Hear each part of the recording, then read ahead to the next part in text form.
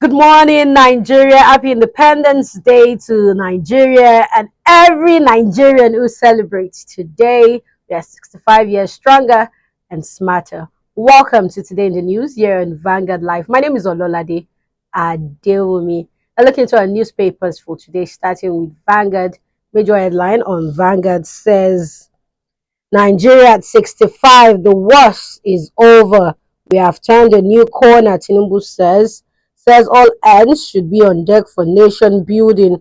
Notes economy on rebound with 4.23 GDP growth and $42 billion reserves, lowest inflation in 3 years. Story can be found on page 3 of the Vanguard newspaper. Good governance, Igbo speaking people from 8 states honor Soludo. Top banner says Dangote versus PENGASSAN. Darkness looms as electricity generation falls. Away from the Vanguard, straight into the Punch. Major headline on the Punch says Nigeria at 65, the worst is over. Uprising for Nigeria, TINUBU says. President lists 12 economic milestones of reforms, flaunts achievements in education, agriculture, health, and others. Top banner says fuel queues resurface as PENGASSAN Dangote feud deepens. INEC chair, DSS screens nominees Council of State to meet. Away from the nation, away from the Punch, straight into the Nation newspaper. Major headline on the Nation says Tinubu lists 12 economic milestones. Top banner, NSA steps into Dangote PENGASSAN dispute. How Lagos Ibadan Rail is redefining commerce. Owerri stands still for Uzodima's book presentation. Wike, we will hunt down killers of Arise TV reporter.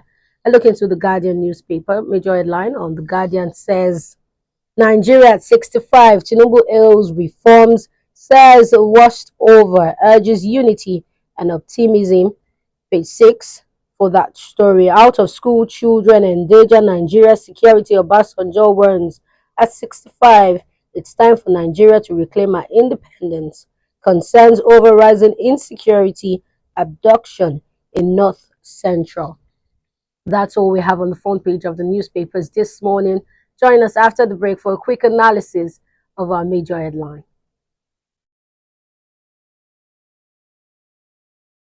Welcome back. If you're just joining us, this is Today in the News here on Vanguard Live.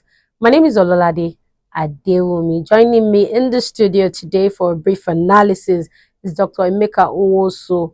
He's a public policy analyst. Good morning, sir. Yeah, good morning. Okay, so we're looking to a top story today. Today is Nigeria's 65th Independence Day. President Bola Ahmed Tinubu declared that the worst is over for the country, arguing that recent economic reforms his administration introduced are finally yielding positive results. So let's look at the claim from the president saying the worst is over. Economically, based on our current realities, do you agree with this statement?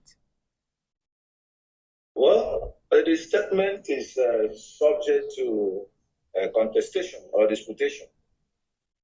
Some people may argue, yes, the president may be right, but realistically, looking at the real economic situation in the country today, honestly speaking, it may be difficult to say that the worst is over. Maybe we're making some progress, but the truth of the matter is, when you go outside and feel the pulse of the people, the pulse of the nation, but the realities that are on ground, believe you me, I think it will be difficult for anybody to reach that conclusion that the worst is really over. That is my position. Okay, so despite reported growth from the president's speech, Nigeria, like you said, is facing, high food prices and economic hardship. Would you say that this administration is out of touch, or are the citizens just impatient to finally see results? Well, I think it may be uncharitable on my part to say the government is out of touch with reality. I cannot say so, because they live within the community, even though they are in high places. And I believe they live within the community, so they go out. Even if they don't go out directly, there are people who are living with them or their family members who go to the market and who visit other public places. So one way or the other, they have channels through which they will know what is really going on in the society. So I cannot say that I really out of touch with reality. The truth of the matter is that things are really difficult in this country. If anybody wants to be honest, without taking any partisan route, because this is a political charge environment. Most time people look at issues from partisan consideration or from kind of partisan lens. But if you want to be objective, things are really tough and hard. But the point that have been repeatedly made by government is that it needs to get, tough before it can get better. Yeah, to some extent, we agree. For instance, the toughest decision that was taken by this government was the removal of the first subsidy. And we knew that all these problems that we're experiencing today emanated from that policy decision. I know the government did that with the best of intentions, but the argument is that before you do that kind of drastic decision, certain things ought to have been in place, that will help the majority of the people, to cushion the effect of such a drastic decision. So that was not put in place as at the time that decision was taken. And I think that was why everything went haywire. But with the benefit of hindsight today, I think like the Director General of the World Trade Organization stated the other time she visited Nigeria, the economy somehow is stabilizing. If you look at the exchange rate, even though it is not the best, because from Buhari we are coming from 500 naira to $1. Even before them, by the time they took over government, the APC government came into power in 2015. It was far more less than that. I think they were about 200 or thereabout $1. To Buhari, it ballooned to 500. People even thought it was the worst until under this regime, at the time, it went up to as far as 1,900. 900. People even said they may even get up to 2,000. But now it has stabilized to the point that people can plan. Those who are, in the industries, those who are in the manufacturing sector, you understand, can now plan because now $1 to 1,400 something or 1,500. So, and that is good news. So for those who have their students studying abroad, they can only, apply. So that volatility, fluctuation for now seems to have been, taken care of. So that distortion is no longer there. So this is one of the things you may say, well, I think in that extent, the government is, the policy that implemented is coming up. At least trying to correct itself, economy is stabilizing, yes. You can give them kudos in that respect. But in terms of the standard of living, the cost of living, is still very high. So most people really are barely living, they're barely surviving. And that is the honest truth. So the president listed 12 key economic reforms in his speech today. What milestones do you believe, or which of the economic reforms do you believe have yielded like the greatest positive impact? Let's look at the positive side right now. Have yielded the most positive impact, for the ordinary Nigerians? Let me be frank with you. I listened to that address, but that was when I was making the broadcast. But I've not really I've gotten time to digest in details, all the issues that were postulated. But there are a few things I can pick from the speech that I listened to, and where we can give kudos to government. For instance, the area of the student loan program. I think it's a very good program that so far has raised hope amongst our students in the tertiary institutions in the country. At least today, those who are from indigent homes can apply the loan, and you don't need to know anybody for you to be able to access the loan. From all the feedback we are getting, those are the students that have benefited from this program. And some of them were interviewed as I was listening to the broadcast this one on Radio Nigeria, and even some of the TV programs I listened to. So you don't need to know anybody, any big man somewhere don't have to have any connection before you're able to access the loan. To that extent, you can give credit to the government in that regard. And it's something that will help people from indigent homes to be able to, fund and complete their education. And the way it is programmed, it's not something you come out and even begin to repay the loan immediately. So you need to secure a job. Then once you start working and earning income, you can begin to pay back. So I think it's a very good one, for on the part of this administration. Then another area the government has done fairly well is the area of the creation of the regional development commissions. Because really, I am one person that is appreciative of the effort the government has made in this respect by creating these regional development commissions, which to me is a way of another way of decentralizing, power from the center to the subnationals. So if we get it right, I believe this commission should be able to fill in the gaps within the various geopolitical zones of the country. And they're expected not to compete with the states in the zones, but to collaborate, to partner, so that they can handle mega projects. And I believe that is in the spirit of the founding fathers of this country, those who founded this country. If you remember, this country was founded on the basis of, regionalism, democratic regionalism. We had a true federal system where powers are shared between the center and the states or the regions, if you like. So with more attention being focused in the regions, this is where the people live. So, but over the years, because of the incursion of the military into our politics, these things have been distorted to the extent that more powers are now concentrated at the center.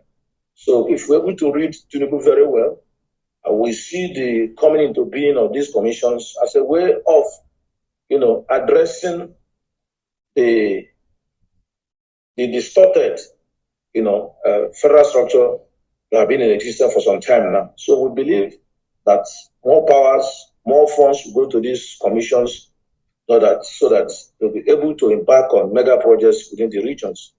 And that will help the country to make more progress economically. So the president actually said, let's look at insecurity. The president actually said peace has been restored and have been returned to many northeast and northwest communities.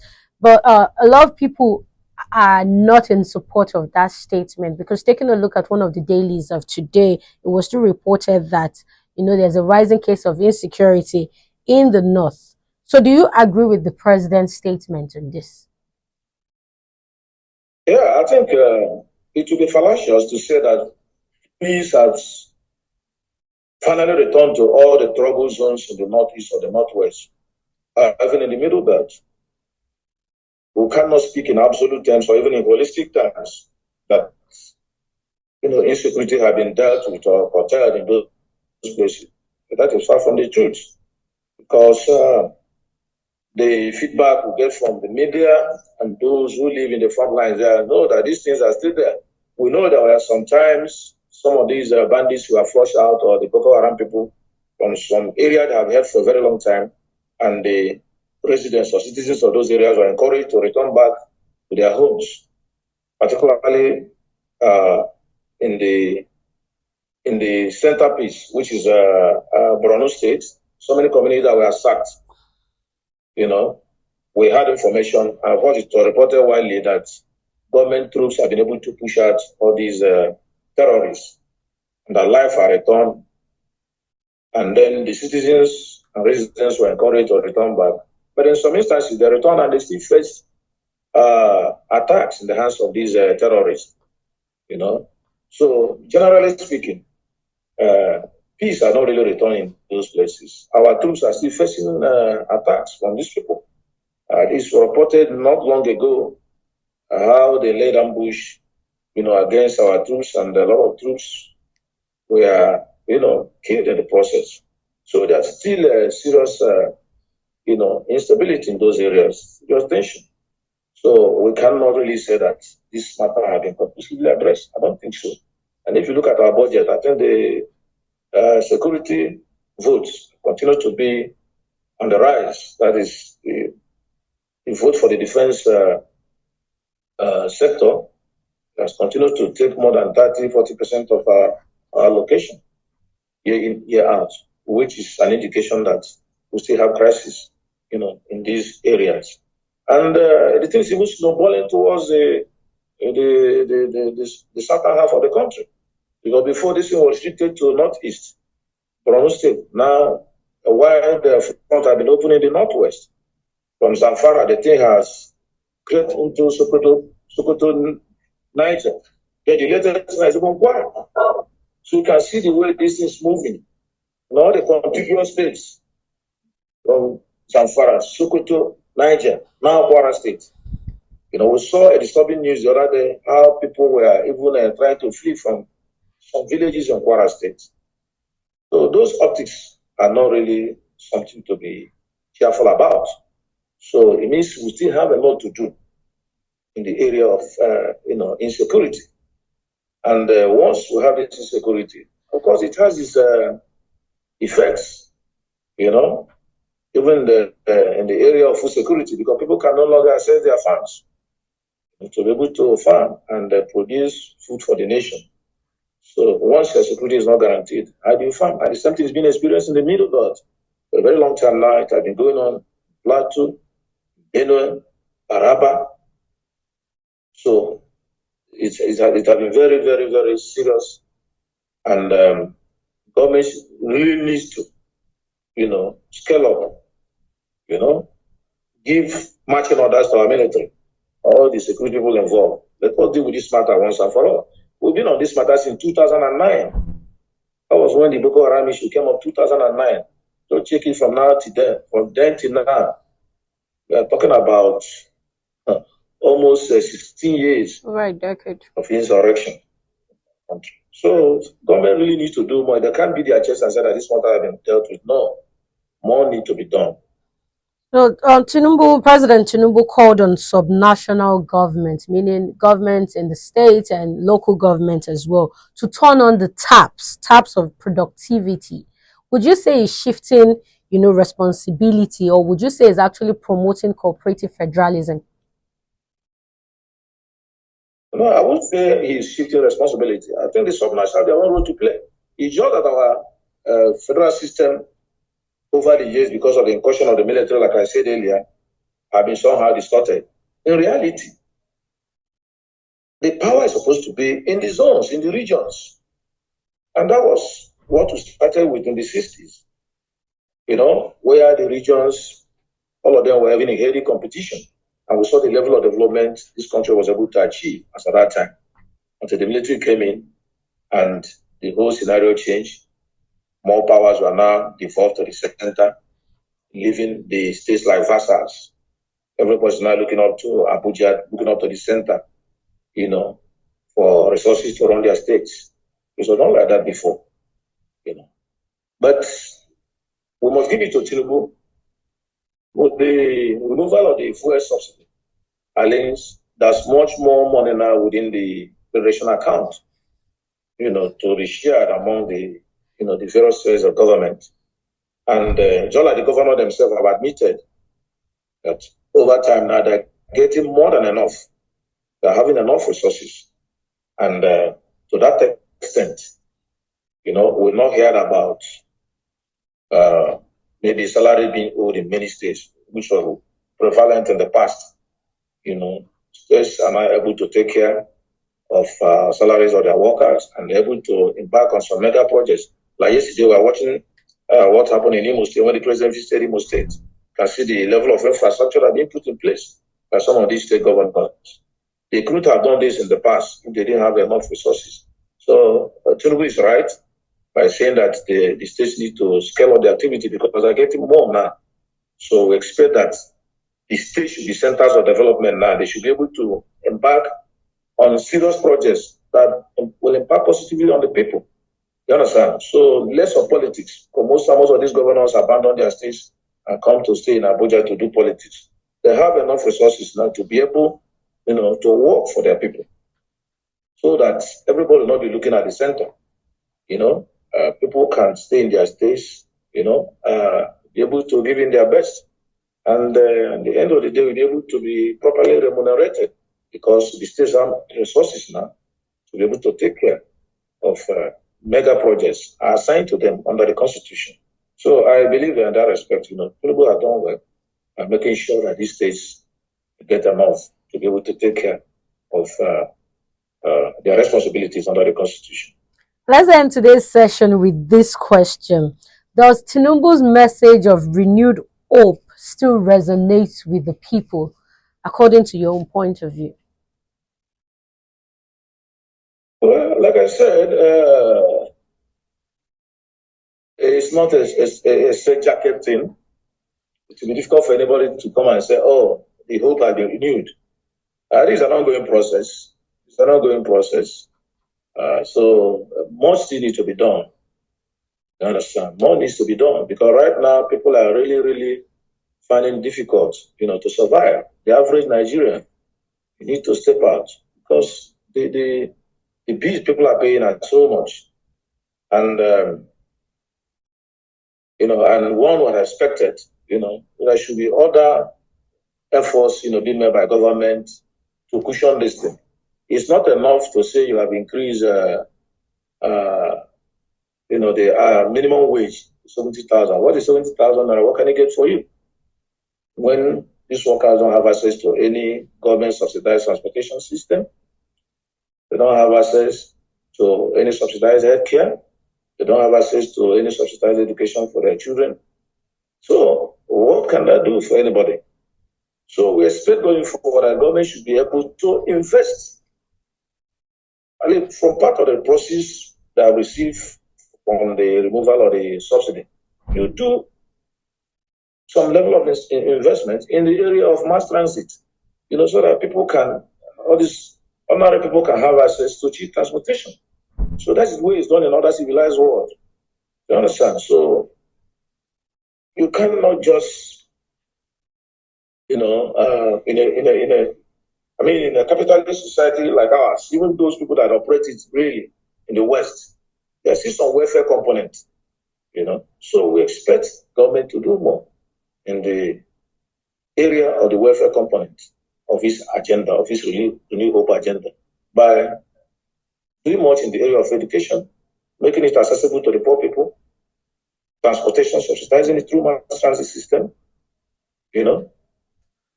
so that even the farmers, if they're able to have access to their farms, if they're able to tackle insecurity, at least they won't have problem in transporting their products to the city centers. So it will be a win-win situation for everybody, for those people who are urban dwellers and those who reside in the local environment. Thank you very much for joining us today, Dr. Emeka Nwosu. Thank you very much. My pleasure. That was Dr. Emeka Nwosu, public policy analyst. Do well to follow us on all our social media platforms as seen on your screen and on our website for up-to-date story at www.vanguardngl.com. My name is Ololade Adeomi. Have a lovely day.